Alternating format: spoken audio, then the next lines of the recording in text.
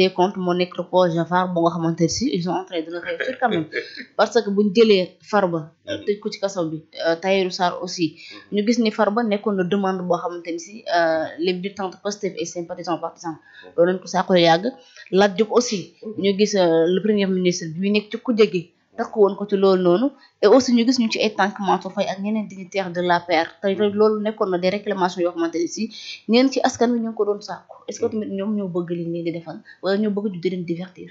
waaw fenn rek laa lay rectifier. Ce ne sont pas les Sénégalais fondamentalement qui en sont demandeurs. D'accord.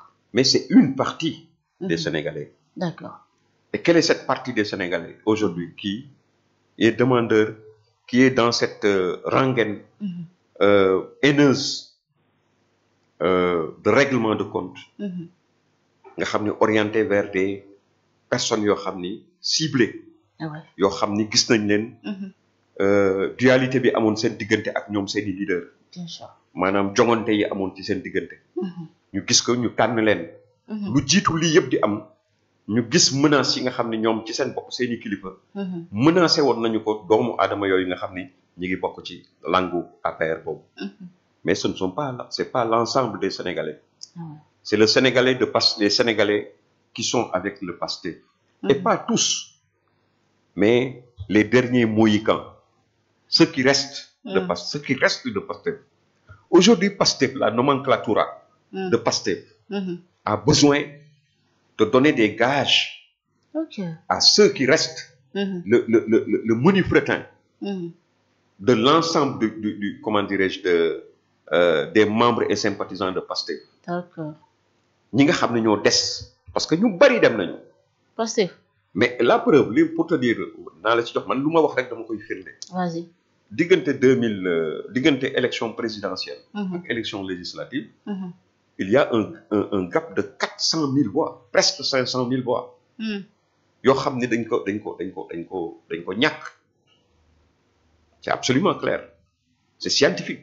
Mais la présidentielle n'était pas un baromètre fiable pour ñu mën a. C'était un baromètre très fiable. On leur a donné 54%. Le président Bassirou Faye a été élu à 54%. D'accord. N'est-ce pas?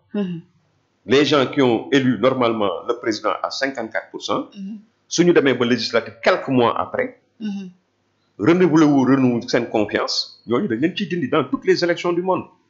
D'accord. Là, nous devons déterminer c'est une élection, c'est un baromètre fiable ou non fiable.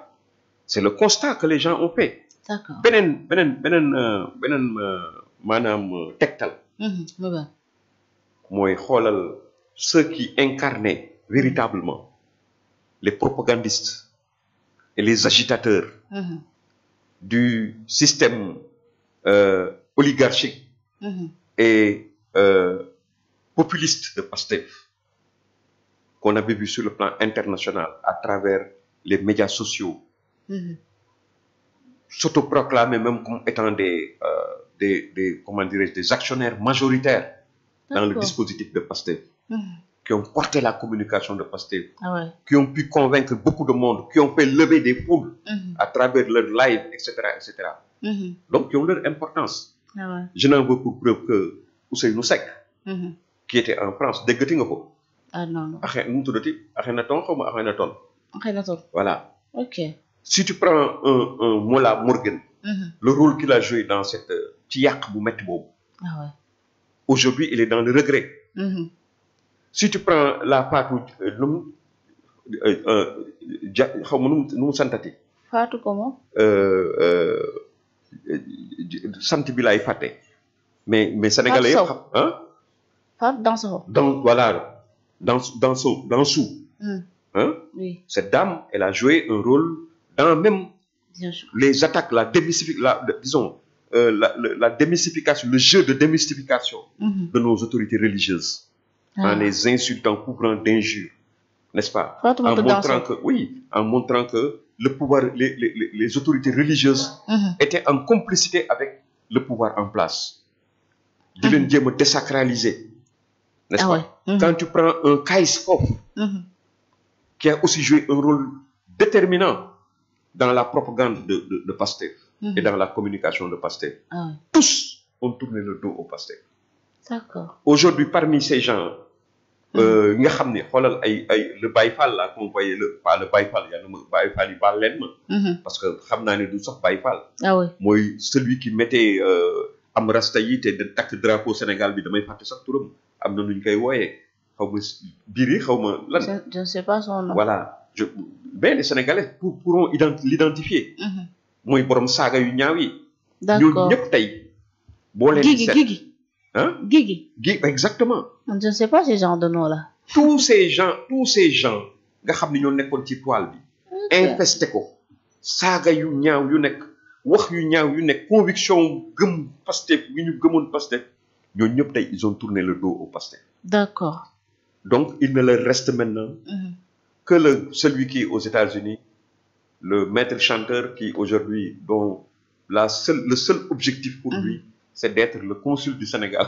Tunkara Tunkara il ne reste que ce gars-là le voleur de véhicules consul la bëgg a doon oui kan moo koy def kan moo koy fal consul fii et sur quelle base gouvernement le président Diomaye def ko consul le gouvernement de Sonko ñu def ko consul loolu la bëgg ci bonne base lañ ko defee consul ak pourquoi moom parce que moom nee na moom dafa am rôle bu mu joué ci affaire bi ils sont toujours dans le chantage chacun veut avoir sa part du gâteau ok ils sont dans le pacho la dynamique Pastef c'est le pacho c'est évidemment très clair parce que xam nga li ko leeral mooy des gens qui appelaient les Sénégalais à des appels à candidature par rapport à des postes seniors comme les directeurs généraux etc même allant même jusqu'à dire que même ceux qui sont dans des stations comme ça dañ leen di interdire ñu def politique pour travailler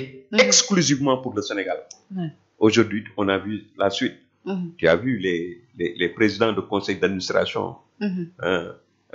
à la gomme qui ont été élus qui ont été nommés je ne citerai même pas de nom parce que ñun ñëpp suñu njaboot la ñu quand même mais quand même par rapport à leur profit boo ko xoolee ak Sénégal li fi nekk ci ay borom xam-xam ay kàngam yoo xam ne seen xel dafa màcc ci nu ñuy gérer dara nga jël koo xam ni yoonam yaramu nen la daan def nekk ci àddinaam di dund li muy dund donte sax loolu choix am la nga war ko bàyyi ca la mu nekkoon boo koy dimbali sax xëy nañ nga lebal ko xaalis mu dem liggéey mu liggéey bien sûr mu dolli li mu ko yor mais nga jël ko au détriment du Sénégal delloo gannaaw Sénégal mënul weesu loolu dénk ko administration dénk ko lu nga xam ne yow leer na la ni kii amu ci benn xam-xam amu ko ci d'accord voilà alors doyen sur le cas de Mansour Faye